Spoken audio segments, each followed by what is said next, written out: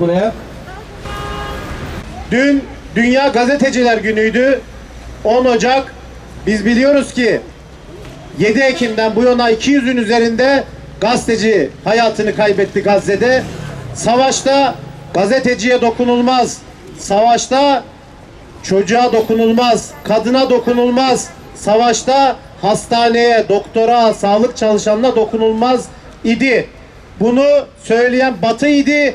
Bunu ortadan kaldıran yine Batı aklı oldu. O yüzden Aliye'nin dediği gibi Batı iki yüzlüdür.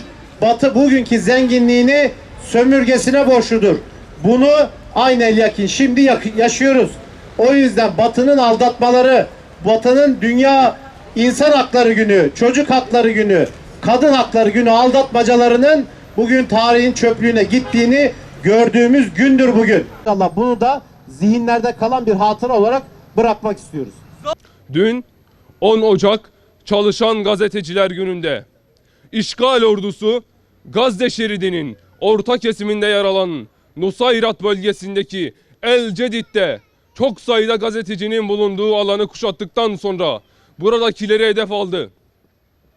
Bir evden sedyeyle yaralı bir kişinin yardım görevlileri eşliğinde hızla taşınmaya çalıştığı sırada yakınlarda bulunan Anadolu Ajansı Gazze'deki serbest kameramanı Said Ebu Nehban ekipmanlarıyla haber takibi yaparken o sırada Siyonist işgalciler tarafından karşıdan uzun namlulu silahlarla yapılan atışlarla hedef alındı.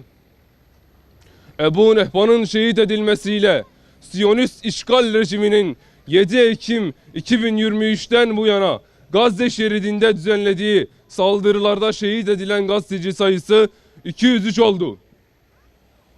Ayrıca Siyonist işgalcilerin 7 Ekim 2023'ten bu yana Gazze şeridinde düzenlediği saldırılarda yaklaşık 17.841 çocuk, 12.298'i kadın olmak üzere 46.000 kişi şehit oldu. 109.378 kişi yaralandı. Gazeteciler de diğer meslek grupları gibi canları pahasına Gazze'yi terk etmedi ve şehit olma pahasına yaşatılan vahşet, katliam ve soykırımı bizlere anlatmaya çalıştılar. Tabii sizlerin de bildiği gibi Siyonist çetelerin gazetecileri katletmesinin asıl sebebi yaptıkları soykırımın üstünü örtmek, yani kamuoyuna aktarılmasını engellemekti. Biz mücahit olmak sadece cephede savaş diye biliyorduk. Ama Gazze bize mücahitin, doktorların, sağlık çalışanlarının, öğretmenlerin, gazetecilerin ve ismini sayamadığımız daha çok meslek grubunun olduğunu gösterdi. Bugün 11 Ocak 2025 Gazze'deki dehşet verici ablukanın 463. gününde sessiz yürüyüşümüzün 61. haftasında bildirimizi okumak için toplanmış bulunuyoruz.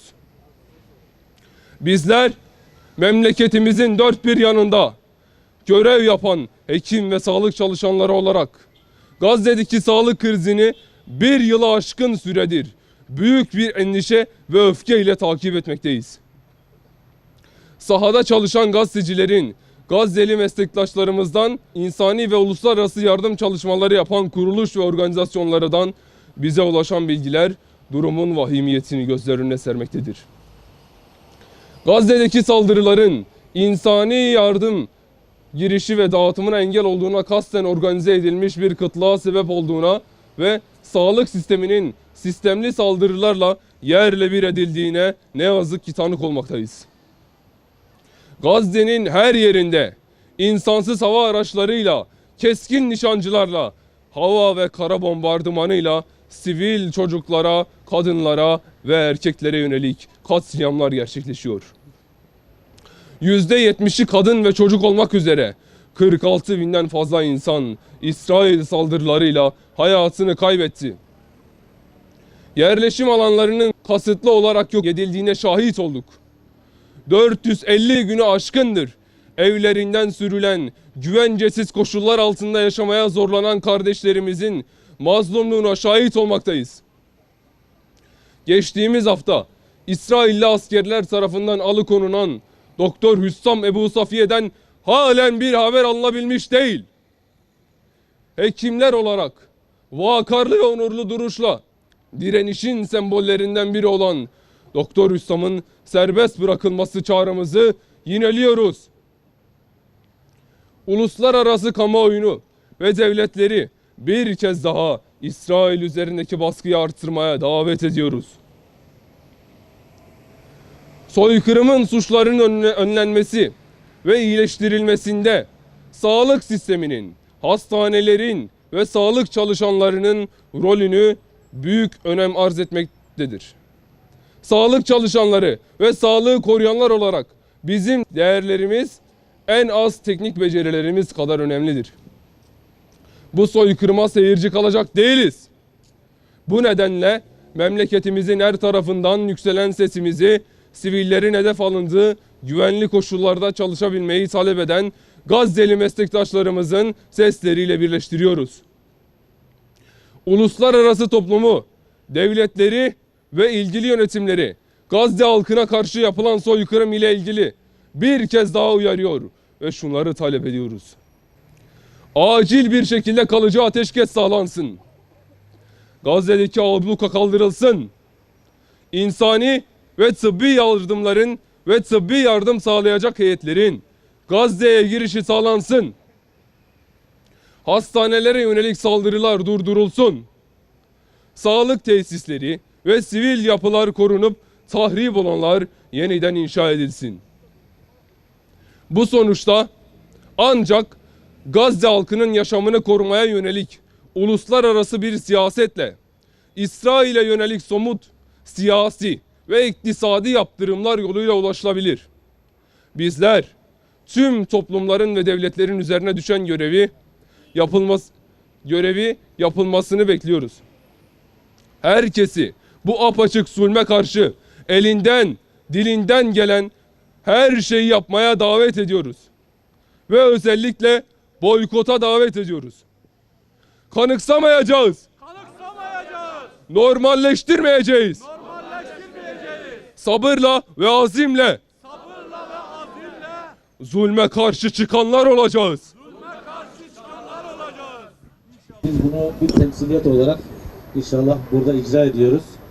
Her zaman belirttiğimiz bir şey var. İnsanın elinin yetiştiği, sesinin ulaştığıyla sorumludur. Allahümme ensur ehle Gazze. Ya Rabbi Filistinli mücahit kardeşlerimize yardım eyle. Filistin halkımıza yardım eyle. Gazze halkına yardım eyle. Mescid-i Aksa, Kuds-i Şerif'in mücadelesini veren, İlahi kelimetullah bayrağını taşıyan, İslam'ın izzet ve onurunu muhafaza etmek için hepimizin ümmetin yerine Siyonizme, emperyalizme karşı mücadele eden bütün Filistinli mücahit kardeşlerimize yardım eyle. Onları muzaffer eyle ya Rabbel Alemin. Allah'ın Tufan'ın Aksa savaşına katılan, onlara destek veren, onlara yardım eden, duasıyla, maliyle, canıyla onlara destek veren bütün ümmeti Muhammed'e rahmet eyle.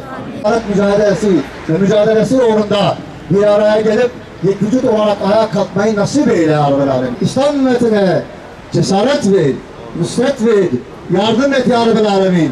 Şuur nasip eyle, Kur'an ile, iman ile, İslam ile, merhamet ile, adaletle ayağa kalkmayı nasip ve müessir eyle. Amin diye. Kardeşlerimize de rahmet et ya Rabbel Alemin.